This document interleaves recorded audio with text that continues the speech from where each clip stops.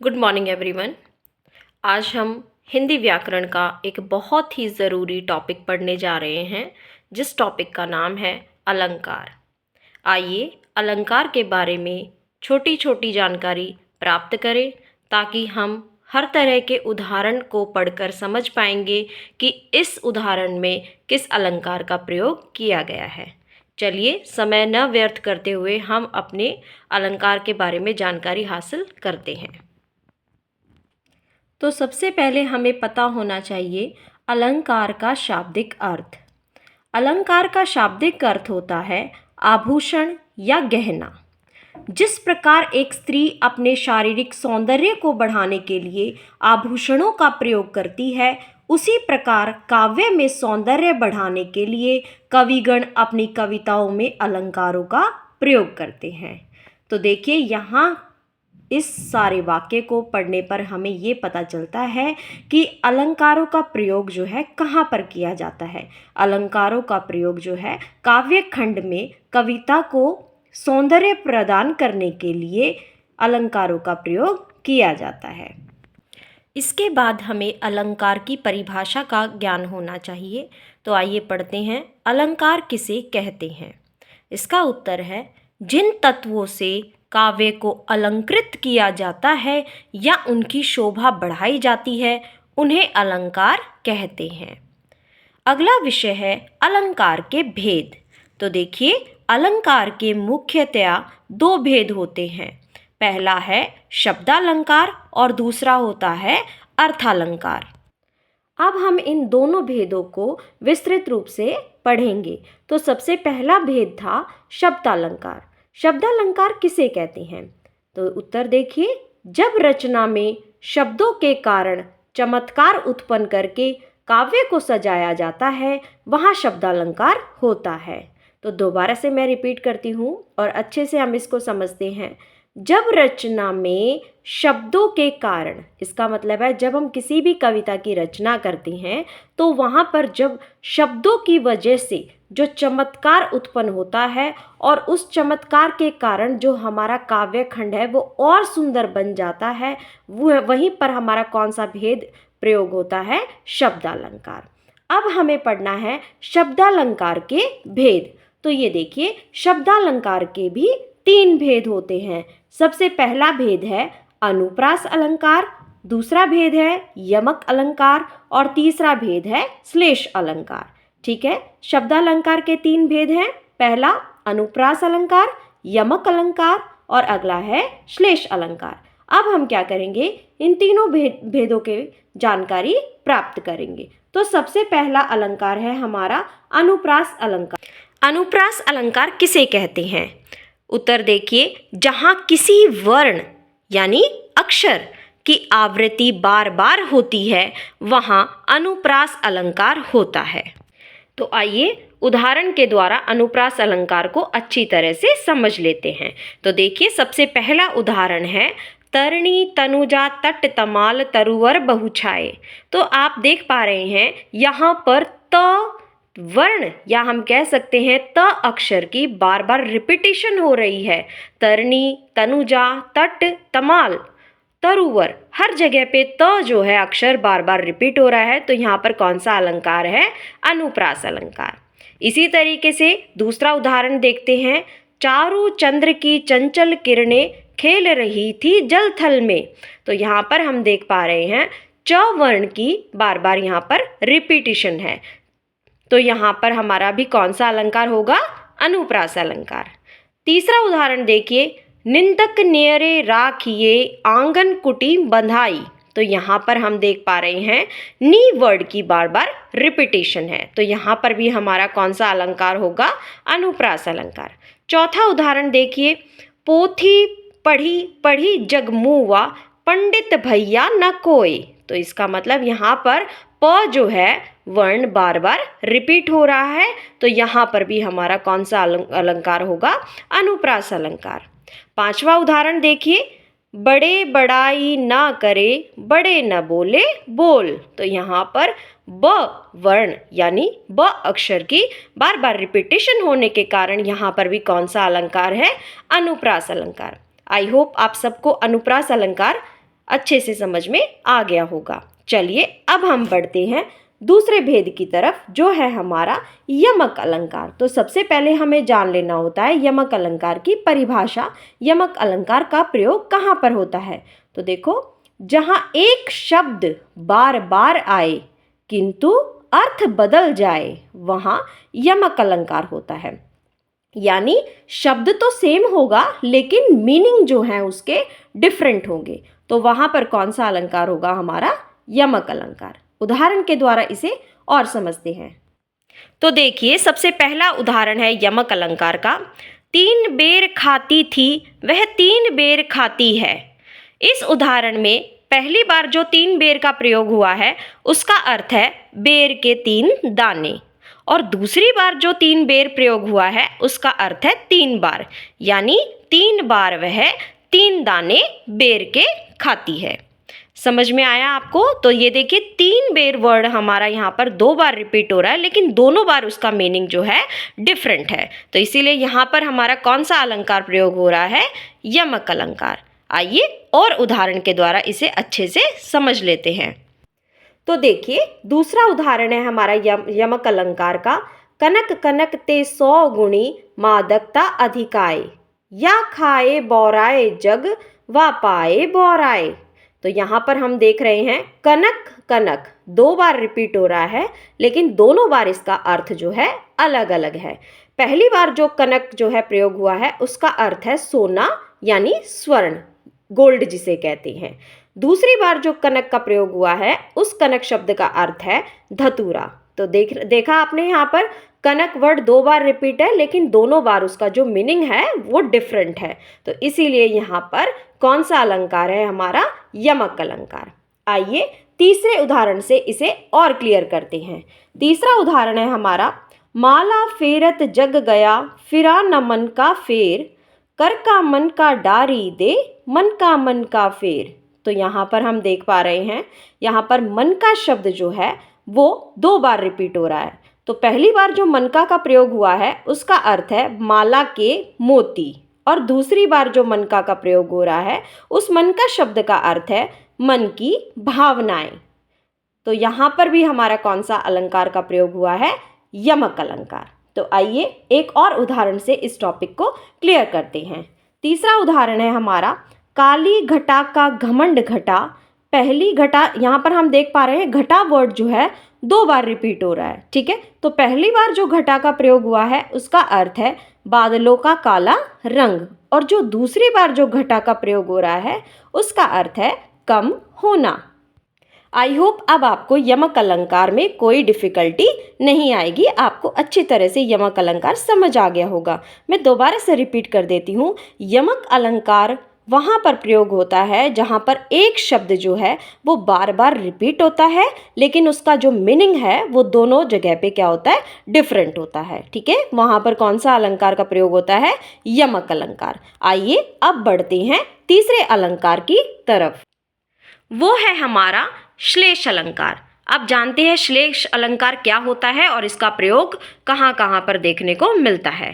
तो देखिए, जहाँ एक शब्द के एक से अधिक अर्थ निकले वहाँ पर श्लेष अलंकार होता है। यानी वर्ड तो आपको एक देखने को मिलेगा, लेकिन उसके मीनिंग जो है वो अलग अलग निकल कर आएंगे। तो वहाँ पर हमारा कौन सा अलंकार यूज होता है, श्लेष अलंकार। एग्जाम्पल से हम इसको और क्लियर करते हैं। तो देखिए, सबसे पहला उदाहरण है हमारा यहाँ पर, रावण सर सरोज वनचारी चली रघुवीर सिलीमुख। ठीक है, यहाँ पर सिलीमुख शब्द का पहला अर्थ है बाण और दूसरा अर्थ है भ्रमर। ठीक है, आइए दूसरे उदाहरण से श्लेष अलंकार को क्लियर करते हैं। दूसरा उदाहरण है हमारा यहाँ पे, सुबरन को खोजत फिरत कवि व्यभिचारी चोर। तो यहाँ पर सुबरन का अर्थ है अच्छे अक्षर, सुंदर स्त्री और सोना। ठीक है, वर्ड तो एक है सुबरन, लेकिन उसके मीनिंग देखिए, यहाँ पे 3 मीनिंग लिखे हैं। पहला मीनिंग है अच्छे अक्षर, दूसरा मीनिंग है सुंदर स्त्री और तीसरा है सोना। तो हम देख पा रहे हैं एक शब्द है लेकिन अर्थ जो है अनेक है। इस तरह के सेंटेंसेस में श्लेष अलंकार का प्रयोग किया जाता है। आइए हम और उदाहरणों के द्वारा श्लेष अलंकार को क्लियर करते हैं। तो देखिए तीसरा उदाहरण है हमारे पास, रहीमन पानी राखिए बिन पानी सब सून, पानी गए न उबरे मोती मानुष चुन। तो यहाँ पर हम देख पा रहे हैं पानी शब्द जो है उसका पहला अर्थ है विनम्रता और दूसरा अर्थ है आभा, तेज या चमक, और तीसरा अर्थ है जल। तो पानी वर्ड तो है लेकिन मीनिंग देखिए यहाँ पे तीन तीन लिख दिए हैं, पहला विनम्रता, दूसरा आभा, तेज या चमक, और तीसरा अर्थ है जल। तो यहाँ पर भी हम देख पा रहे हैं वर्ड एक है और मीनिंग जो है अलग अलग है। तो यहाँ पर भी हमारा कौन सा अलंकार प्रयोग किया जा रहा है, श्लेष अलंकार। आइए एक और उदाहरण से इस टॉपिक को क्लियर करते हैं। चौथा उदाहरण है हमारे पास, सीधी चलते राह जो रहते सदा निशंक, जो करते विप्लव उन्हें हरि का है आतंक। तो यहाँ पर हरि शब्द का पहला अर्थ है बंदर और दूसरा अर्थ है भगवान। तो देखिए हरि वर्ड के भी हमने यहाँ पे दो मीनिंग देखे हैं, बंदर और दूसरा अर्थ है हमारा भगवान। तो यहाँ पर भी हमारा कौन सा अलंकार प्रयोग हो रहा है, श्लेष अलंकार, क्योंकि शब्द एक है लेकिन अर्थ उसके दो दो यहाँ पर लिखे हुए हैं। तो श्लेष अलंकार का यहाँ पर भी प्रयोग हो रहा है। आई होप अब आपको ये तीनों अलंकार जो है क्लियर होंगे। अब बढ़ते हैं दूसरे भेद की तरफ। अलंकार का जो दूसरा भेद था वो था हमारा अर्थालंकार। अब जानते हैं अर्थालंकार किसे कहते हैं। तो सबसे पहले इसकी परिभाषा हमें पता होनी चाहिए। तो देखिए परिभाषा क्या होती है अर्थालंकार की, अर्थ की विशिष्टता के कारण जहाँ सौंदर्य या चमत्कार आया हो वहाँ पर अर्थालंकार होता है। यानी कि कोई जो मीनिंग होता है उस मीनिंग की जो स्पेशलिटी होती है उसकी वजह से हमारे काव्य खंड में जो सौंदर्य आता है वहीं पर हमारा अर्थालंकार का प्रयोग होता है, उसे ही हम अर्थालंकार कहते हैं। उदाहरण देखिए, तवा समथी तपती वसुंधरा, यहाँ पर वसुंधरा की तुलना गर्म तवे से की गई है। इसके बाद हमें ज्ञात होना चाहिए कि अर्थालंकार के भेद कितने होते हैं और कौन कौन से होते हैं। तो अर्थालंकार के प्रमुख 4 भेद होते हैं। आइए जानते हैं वे प्रमुख 4 भेद कौन कौन से होते हैं। अर्थालंकार के 4 प्रमुख भेद हैं, उपमा अलंकार, रूपक अलंकार, उत्प्रेक्षा अलंकार, अतिशयोक्ति अलंकार। आइए अब एक एक करके हम इनके बारे में जानकारी प्राप्त करते हैं। तो सबसे पहला हमारा भेद है उपमा अलंकार, और ये किसका भेद है, अर्थालंकार का। आइए उपमा अलंकार के बारे में जानकारी प्राप्त करते हैं। तो देखिए उपमा का अर्थ होता है समानता दिखाना, ठीक है। सिमिलैरिटीज जो होती है ना उनको जब हम शो करते हैं उसका मीनिंग होता है उपमा। जब किसी वस्तु की किसी अन्य प्रसिद्ध वस्तु से समानता दिखाई जाती है तो वहां पर उपमा अलंकार होता है। अब उपमा अलंकार के अंगों के बारे में जानते हैं। उपमा अलंकार के 4 अंग होते हैं। आइए पढ़ते हैं कौन कौन से 4 अंग होते हैं। उपमा अलंकार के 4 अंग, पहला होता है उपमान। उपमान किसे कहते हैं, जिस वस्तु से समानता की जाती है उसे हम उपमान कहते हैं।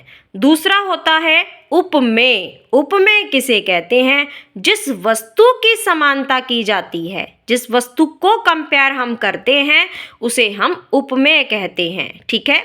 और जिस वस्तु से कंपेयर करते हैं उसे हम उपमान कहते हैं। तीसरा अंग होता है उपमा अलंकार का वाचक शब्द। अब वाचक शब्द क्या होता है, देखिए समानता को व्यक्त करने वाला शब्द जैसे सा, सम, सदृश, इन शब्दों को हम क्या बोलते हैं, वाचक शब्द। अब चौथा अंग होता है साधारण धर्म। अब साधारण धर्म क्या होता है, जो गुण उपमान और उपमेय में समान रूप में रहता है उसे हम साधारण धर्म कहते हैं। दोबारा से मैं रिपीट करती हूँ ताकि आपको अच्छे से क्लियर हो। सबसे पहला अंग होता है उपमा अलंकार का उपमान। अब उपमान किसे कहते हैं, जिस वस्तु से समानता की जाती है, ठीक है, उसे हम उपमान कहते हैं। और दूसरा अंग है उपमेय। उपमेय किसे कहते हैं, जिस वस्तु की समानता की जाती है। तीसरा होता है वाचक शब्द। वाचक शब्द क्या होता है? समानता को व्यक्त करने के लिए हम जिन शब्दों का प्रयोग करते हैं, जैसे कि सा, सम, सदृश इत्यादि, इन सब शब्दों को हम वाचक शब्द कहते हैं। और चौथा अंग होता है साधारण धर्म, जो गुण दोनों में सेम होता है, जैसे कि उपमान में भी और उपमेय में भी उन्हें हम साधारण धर्म कहते हैं। आइए अब आगे और उपमान अलंकार की जानकारी प्राप्त करते हैं। उपमा अलंकार में तुलना या समानता करने के लिए सा, सी, से, सम आदि शब्दों का प्रयोग किया जाता है। तो जब ये सारे शब्द आपको देखने को मिलेंगे तो आपको वहीं पर पता चल जाएगा कि वहां पर हमारा उपमा अलंकार का प्रयोग किया गया है। उपमा अलंकार के कुछ और उदाहरण हैं जिससे आपको उपमा अलंकार की जानकारी प्राप्त होगी। तो देखिए, सबसे पहला उदाहरण है, वस्त्र रेशम के समान कोमल है। तो यहाँ पर हम देख पा रहे हैं उपमान जो है वो क्या है? रेशम है, और उपमेय क्या है? वस्त्र है। अभी जस्ट हमने पढ़ा है उपमान हम किसे कहते हैं? उपमान वो वस्तु होती है जिससे हम समानता करते हैं, ठीक है। तो यहाँ पर उपमान क्या है? रेशम है, मतलब कि हम रेशम से कंपेयर कर रहे हैं। और किसको कंपेयर कर रहे हैं? वस्त्र को। तो जिसको कंपेयर करते हैं वो तो होता है हमारा उपमेय, और जिसके साथ कंपेयर करते हैं वो है रेशम, यानी कि हम तुलना कर रहे हैं वस्त्र की किसके साथ में? रेशम के साथ में। अब पढ़ते हैं वाचक शब्द क्या है यहाँ पे। तो जस्ट हमने थोड़ी देर पहले ही पढ़ा था वाचक शब्द में क्या क्या होते हैं। सा होता है, सम होता है, सदृश होता है। अब यहाँ पर हम देख पा रहे हैं वाचक शब्द है के समान, ठीक है। अगला है साधारण धर्म। साधारण धर्म यहाँ पर क्या देखने को मिल रहा है? कोमलता, ठीक है। हम दोनों चीज़ों को कोमलता के कारण जो है उनकी सिमिलैरिटीज हम बता रहे हैं। आइए दूसरा उदाहरण देखते हैं, मुख चंद्रमा सा सुंदर है। तो यहाँ पर उपमान क्या है? चंद्रमा, ठीक है, जिससे हम तुलना कर रहे हैं वो क्या है? हमारा चंद्रमा। उसके बाद उपमेय क्या है? यहाँ पर मुख, यानी कि मुख को हम कैसा बता रहे हैं? चंद्रमा की तरह बता रहे हैं। वाचक शब्द क्या है? यहाँ पर सा है। साधारण धर्म क्या है? यहाँ पर सुंदरता है, ठीक है। आई होप अब आपको उपमा अलंकार अच्छे से क्लियर हो गया होगा। आइए अब हम आगे बढ़ते हैं अर्थालंकार के दूसरे मुख्य भेद की तरफ, जो होता है हमारा रूपक अलंकार। सबसे पहले जानते हैं रूपक अलंकार किसे कहते हैं। जहां दो वस्तुओं में रूप की अत्यधिक समानता के कारण एक वस्तु को दूसरी वस्तु का रूप दे दिया जाता है, वहां पर रूपक अलंकार होता है। तो देखिए क्या कह रहा है ये, कि जब दो वस्तुएं होती हैं और वो दोनों जो है रूप में एक जैसी लगती हैं, तो इतनी ज़्यादा एक जैसी लगती है कि हम क्या कहते हैं? एक वस्तु को ही दूसरी वस्तु का रूप दे देते हैं। तो वहाँ पर कौन सा अलंकार होता है? हमारा रूपक अलंकार। इसमें वाचक शब्द और साधारण धर्म लुप्त रहता है, ठीक है। वाचक शब्द जैसे हमने अभी पढ़ा था, सम, समान, है ना, सा, ये सारे शब्द इसमें नहीं हमें देखने को मिलते हैं। और साधारण धर्म भी यहाँ पर लुप्त रहता है, यानी गायब रहता है। अर्थात जब काव्य में गुण की अत्यंत समानता के कारण उपमेय को ही उपमान बता दिया जाता है, वहाँ पर रूपक अलंकार होता है। जैसे उदाहरण देखते हैं, चरण कमल बंदौ हरि राई। तो यहाँ पर हम देख पा रहे हैं ईश्वर के चरण को कमल ही मान लिया गया है, ठीक है। तो दोनों चीज़ों को यहाँ पर हम क्या देख रहे हैं कि उपमेय को ही उपमान बना दिया गया है, ठीक है। तो इसीलिए यहाँ पर कौन सा अलंकार है? हमारा रूपक अलंकार। अत्यधिक जो है वस्तुओं के रूप में समानता है यहाँ पर, इसीलिए एक वस्तु को बिल्कुल दूसरी का रूप ही दे दिया गया है। दूसरा उदाहरण है, वन शारदी चंद्रिका चादर ओढ़े। इस उदाहरण में चंद्रिका उपमेय है और उपमान चादर है। यहाँ चांद की रोशनी को चादर की तरह न बताकर चादर ही बता दिया गया है, ठीक है। तो उपमेय और उपमान जो है यहाँ पर समान बता दिए गए हैं, इसीलिए हमारा यहाँ पर कौन सा अलंकार है? रूपक अलंकार, ठीक है। आइए एक और उदाहरण से इसे अच्छे से क्लियर करते हैं। पायो जी मैंने राम रतन धन पायो। तो यहाँ पर हम देख रहे हैं राम रतन उपमेय पर धन उपमान का आरोप है, तो यहाँ राम रतन को ही धन बता दिया गया है, ठीक है। तो यहाँ पे कौन सा अलंकार है? रूपक अलंकार। एक और उदाहरण से इस रूपक अलंकार को अच्छे से क्लियर करते हैं। तो देखिए, मैया मैं तो चंद्र खिलौना ले हूँ। तो यहाँ पर हम देख पा रहे हैं चंद्रमा उपमेय पर खिलौने उपमान का आरोप है। यहाँ पर चंद्रमा को ही खिलौना बता दिया गया है। ठीक है, चंद्रमा को ही क्या बोल दिया गया है? खिलौना। इसीलिए यहाँ पर भी हमारा रूपक अलंकार है। आइए अब बढ़ते हैं अगले भेद की तरफ, जो है हमारा उत्प्रेक्षा अलंकार। उत्प्रेक्षा अलंकार किसे कहते हैं जानते हैं।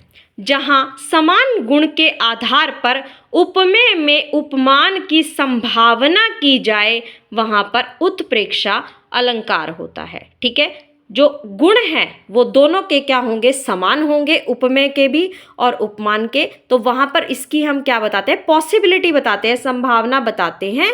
तो वहाँ पर हमारा कौन से अलंकार का प्रयोग होता है? उत्प्रेक्षा अलंकार। जैसे एग्जाम्पल से हम इसको अच्छे से समझते हैं। नेत्र मानो कमल है। इस उदाहरण में नेत्र उपमेय की कमल उपमान होने की कल्पना की जा रही है। ये क्या कह रहा है? इसके जैसे हम एग्जाम्पल से ऐसे नहीं बोल देते, किसी के भी नेत्र जो हैं मानो कमल की तरह हैं, बिल्कुल कमल हैं। तो यहाँ पर भी यही लिखा है। तो नेत्र उपमेय की कमल उपमान होने की कल्पना की जा रही है। यहाँ पे सिर्फ क्या बता रहे हैं? संभावना जता रहे हैं। आइए उत्प्रेक्षा अलंकार के और उदाहरण हम पढ़ लेते हैं।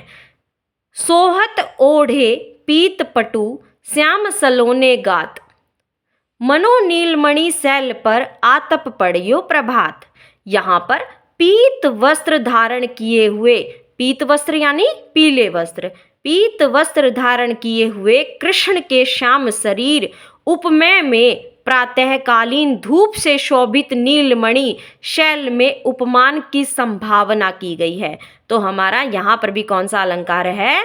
उत्प्रेक्षा अलंकार। अब इसे और विस्तार से समझते हैं। उत्प्रेक्षा अलंकार में कौन कौन से हमें शब्द देखने को मिलते हैं, जिससे हमें इजीली समझ आ जाता है कि यहाँ पर उत्प्रेक्षा अलंकार का प्रयोग किया गया है। तो देखिए, मनो, मानो, मनु, मनहु, ज्यों, जनु, जनहु इत्यादि वाचक शब्दों का प्रयोग किया जाता है। तो जब हमें ये सारे शब्द जो है वाक्य में देखने को मिलेंगे, तो हमें साफ साफ वहाँ पर समझ आ जाएगा कि वहाँ पर हमारा उत्प्रेक्षा अलंकार है।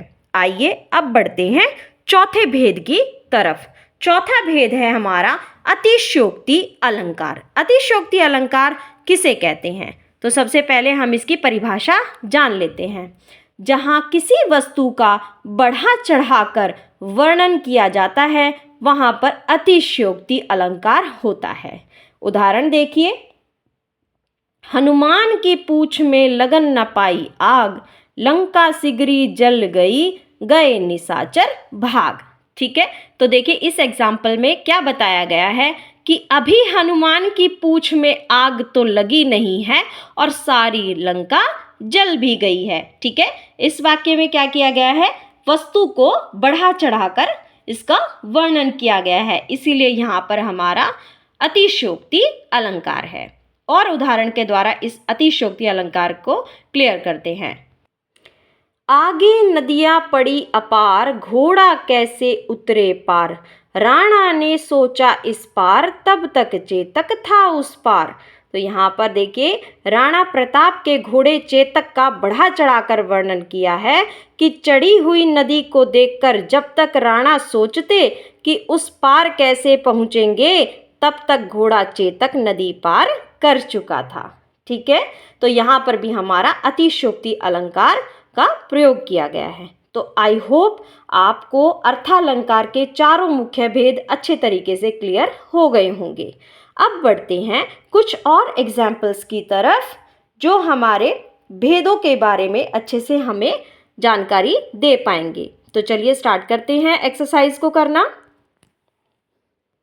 तो प्रश्न है हमारा, नीचे दिए गए वाक्यों में अलंकार के सही भेद का नाम लिखिए। सबसे पहला है हमारा, कितने करुणा कितने संदेश। ठीक है, तो हम यहाँ पर देख पा रहे हैं बार बार हमारा क वर्ण जो है रिपीट हो रहा है। तो जब कोई भी वर्ण या कोई भी एक अक्षर जो है रिपीट होता है, तो वहाँ पर कौन सा अलंकार होता है? अनुप्रास अलंकार। दूसरा है, काली घटा का घमंड घटा। ठीक है, यहाँ पर घटा शब्द जो है 2 बार प्रयोग हो रहा है, लेकिन दोनों बार उसका जो है मीनिंग अलग है, इसीलिए हमारा यहाँ पर कौन सा अलंकार है, यमक अलंकार।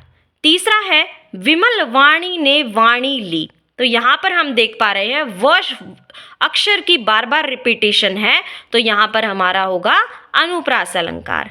अगला है हीरे सा हृदय तुम्हारा। ठीक है, तो यहाँ पर हम देख पा रहे हैं हीरे की तुलना जो है हृदय से की गई है, इसीलिए हमारा यहाँ पर होगा उपमा अलंकार। नेक्स्ट है हमारा मैया मैं तो चंद्र खिलौना ले हूँ। ठीक है, तो यहाँ पर चंद्र को ही खिलौना बता दिया गया है, इसीलिए यहाँ पर है हमारा रूपक अलंकार। नेक्स्ट है हमारा मखमल के झूले पड़े हाथी सा टीला। तो यहाँ पर हमारा है उपमा अलंकार। यहाँ पर टीले को जो है हाथी के साथ कंपेयर किया जा रहा है, इसी वजह से यहाँ पर हमारा होगा उपमा अलंकार। नेक्स्ट देखिए मानो हवा के वेग से सोता हुआ सागर जगा।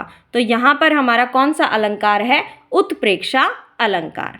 आई होप आज आपको ये सारा टॉपिक अलंकार का क्लियर हो गया होगा। यदि आपको मेरा सारा समझाया हुआ अलंकार का टॉपिक समझ में आया हो, प्लीज़ इस वीडियो को लाइक कीजिएगा, शेयर कीजिएगा, और यदि आप मेरे चैनल पे नए हैं तो प्लीज़ मेरे चैनल को सब्सक्राइब कीजिएगा। Thank you, have a nice day.